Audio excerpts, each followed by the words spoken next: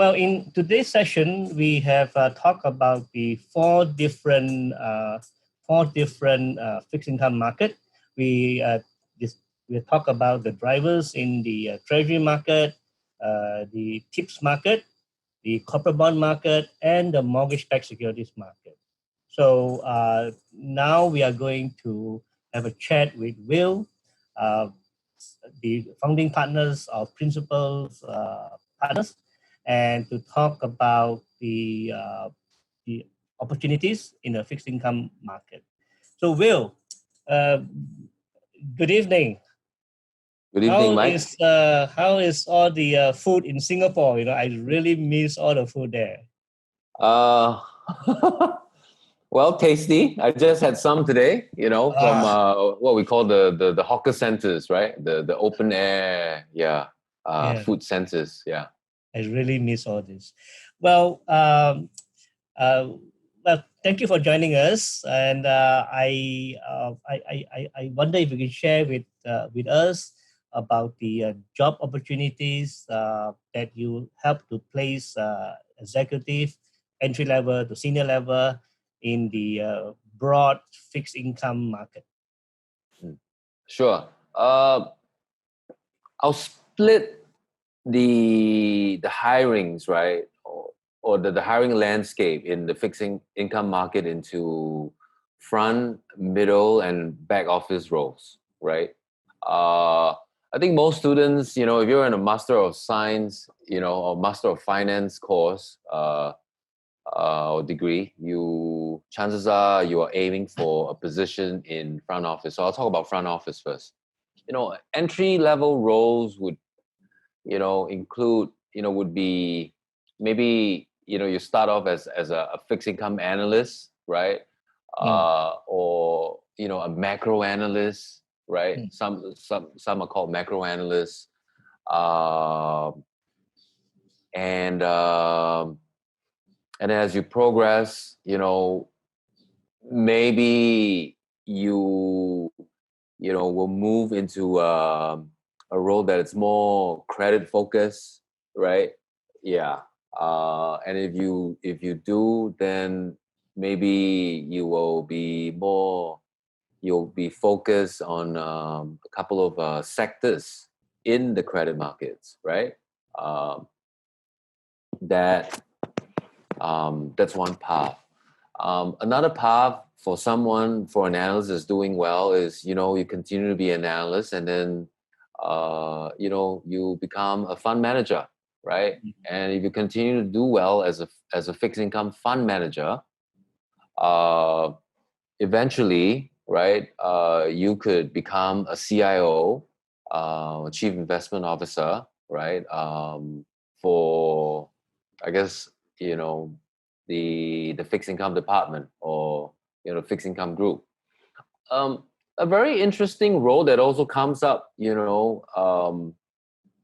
I guess past midway, right, is I've seen some people move into asset allocation positions from fixed income. And the reason they're able to do that is, they have a very good understanding of how the world works, right? And, fixed income, right, provides the best fundamental training for someone who wants to eventually do asset allocation work. And this is a role that has come into great importance, I think, especially in the last, 15, 20 years, right? Yeah. Another point that I want to also share is students are in the US now, right? I'm talking to US-based students. The training that you get in the US, right, and the US being a lot more developed, right, when it comes to fixed income, you are able to there's a lot of transferable experience and skills that you can use in Asia, right? Which is, a fixed income market in Asia is growing very quickly, but it's nowhere near as developed as the US market. So anyone who is looking to, maybe return home at some point, right? Mm. This experience will come in very handy. In fact, it will help you stand out. Mm. Yeah. Mm. Wow, Mm. this is very good news. It's very good news indeed. Would you talk a little bit about the the mid office and back office jobs for the fixed income people, and how would this job be different from those in the currency market for the Uh, mid office and the back office? from where I sit and the work that I've done, Mm. the currency teams and the fixed income teams, they a lot of times they share the risk management. They basically you have the same risk management team looking after both Mm. of so both fixed income and FX, right, currency. Mm. So someone who is in risk management, and it's a very important function, right? Mm. Market risk. You got to know how much is at risk every day, Yeah. right? To prevent any blow ups, right? So someone who's in risk, you actually you get exposed to multiple asset classes, Mm. right? And that's also a great career. I was also going to say that it's a function that's growing in importance, and as such, right, compensation levels for risk management, for example, has gone up significantly in the last 5 years, especially, Mm. right? Last 10 years, especially after post GFC. Yeah, Mm. yeah. Mm. Well, and also the people in risk management, they have better office hours, right? Um, yes, a bit better, Yeah. and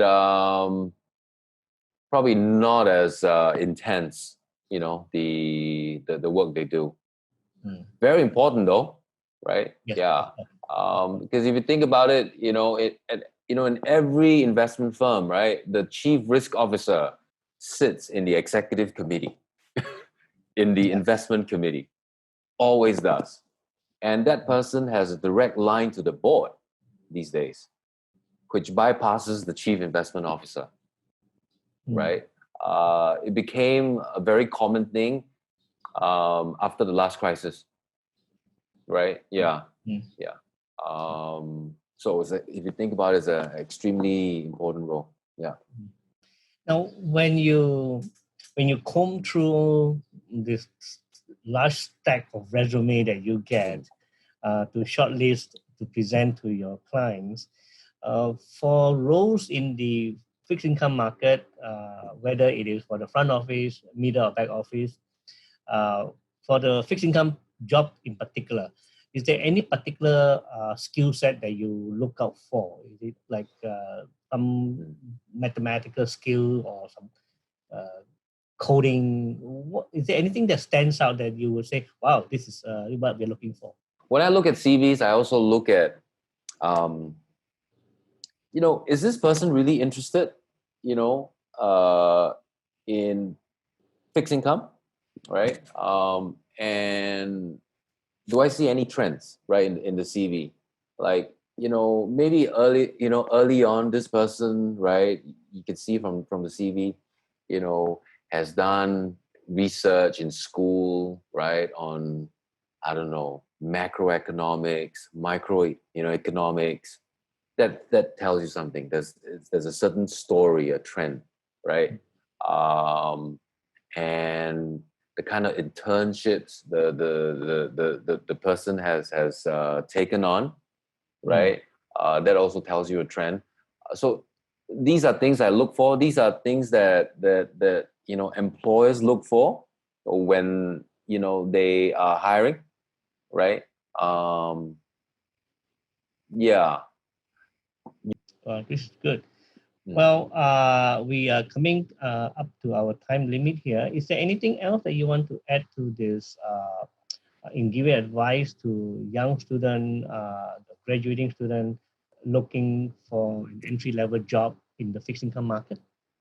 Um, I I think the first thing again is you got to ask yourself, is this really what I want to do, right? And if the answer is yes, then maybe you can ask yourself, what have I done, in the last couple of years that says I'm really interested in this? Because you must have done something, Yeah. and you haven't. Then maybe you got to ask yourself, Yeah. yeah, a bit, deeper, right? Is this really Right. what I want to do? And if the answer is yes, still yes, then go for it. And be open-minded, I guess. It's a huge market, right? Your career could, go in a number of directions, right? Yeah. Mm. As I mentioned earlier, someone who starts as fixed income analyst, right? You could end up, right, being a portfolio manager, right, and then go on to become a CIO, or you could be, the head of asset allocation. Mm. They're quite different, actually, right? Yeah. So be open minded and look for places where that offers you the best learning opportunity. Mm. Yeah, Yeah.